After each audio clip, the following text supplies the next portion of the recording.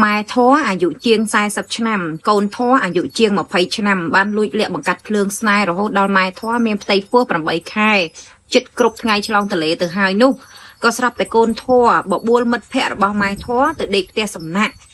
ដោយម៉ែធေါ်ទ្រាំនឹងការឈឺចាប់នេះពុំបានក៏ផ្ទុះកំហឹងយកដុំថ្មវាយបំបែកក្បាលកូនធေါ်ដែលត្រូវជាប្តីធေါ်ប្តីធေါ်ឲ្យកូនធေါ်ខ្ញុំទុកសំណើអត់បានឥឡូវហៅប្តីធေါ်វិញទេណាឈប់លេងសើចខ្ញុំមកនិយាយសាច់ការម្ដងថ្ងៃនេះថ្ងៃសល់ផងណាបងប្អូនខ្ញុំនិយាយរឿងម៉ែធေါ်អាយុ40ឆ្នាំនេះគាត់គឺទទួលកម្មពៀច្បាស់កន្លែងណាកាប់ពិតគាត់បានមានសហាយស្មន់ជាមួយនឹងកូនធေါ်អាយុ20ឆ្នាំជាងហ្នឹងណាតាំងពីប្តីរបស់គាត់មិនទាន់ចូលពន្ធនាគារម្លេះចាពេលដែលគាត់ស្គាល់គ្នាបានជាងកន្លះខែក៏ប្រពន្ធគ្នាទៅដេកទស្សនៈជាមួយនឹងកូនធေါ်ណាទាំងដែលប្តីខ្លួនឯងអត់ទាន់ជាប់ពន្ធនាគារពេលហ្នឹងនៅ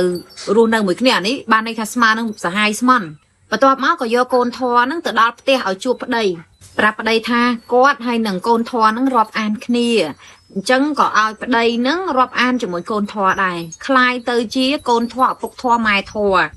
ក្រោយមកទៀតប្តីរបស់គាត់ក៏ត្រូវជាប់ពន្ធនាគារបន្ទាប់ពីរត់តាក់ស៊ីដឹកជនជាតិចិនចាប់ចម្រិតចាបច្ចុប្បន្នហ្នឹងប្តីរបស់គាត់ក៏នៅក្នុងពន្ធនាគារនៅឡើយក្រោយពេលដែលប្តីបានចូលទៅរស់នៅក្នុងពន្ធនាគារបាត់ទៅស្ត្រីវ័យចំណាស់អាយុជាង40ឆ្នាំឈ្មោះស្រីវីរូបនេះមានឱកាសល្អក៏យកប្រុសស្នេហ៍ចាដែលជាកូនធေါ်ហ្នឹងយកមកធ្វើប្តីពេញមុខតែម្ដងហើយកូនធေါ်រូបនេះក៏មានមុខរបរអីត្រឹមត្រូវដែរបងប្អូនគាត់រត់តាក់ស៊ីណាដោយពួកគេទាំងពីរនាក់គឺស្នាក់នៅឃុំបែកចានស្រុកអង្គស្នួលខេត្តកណ្ដាលនៅមុនពេលដែលប្រើអំពើហិង្សាវាយក្បាលប្តីបែកហូរឈាមកក្លាក់នេះមានមិត្តភ័ក្តិរបស់ខ្លួនមកប្រាប់ខ្លួនថាចាប្រុសស្នេហ៍ដែលធ្វើឲ្យគាត់មានផ្ទៃពោះ8ខែហ្នឹងបានបបួលនាងទៅដេកផ្ទះសំណាក់ចាយល់ទេបងប្អូនរបៀបថាគាត់មានមិត្តភ័ក្តិហើយមិត្តភ័ក្តិគាត់ហ្នឹងជាស្រីហើយប្តីរបស់គាត់នេះប្តីក្រោយគាត់នេះ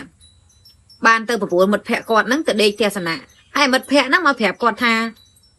ប្តីបងឯងមកបបួលខ្ញុំទៅដេកផ្ទះសំណាក់គាត់តែគេប្រាប់ប៉ុណ្ណឹងគាត់ខឹងហ្មងគាត់ទៅសួរនាំ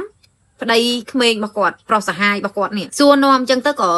កើតជារឿងទាស់តែងពាក្យសម្ដីក៏យកដុំថ្មវាយចំក្បាលប្តីបែកហូរឈាមតែម្ដងបន្ទាប់ពីប្រើហិង្សារួចម៉ែធေါ်ក៏បានក្របួចកអាវកូនធေါ်ទៅប្តឹងសមត្ថកិច្ចប៉ោះចំចៅ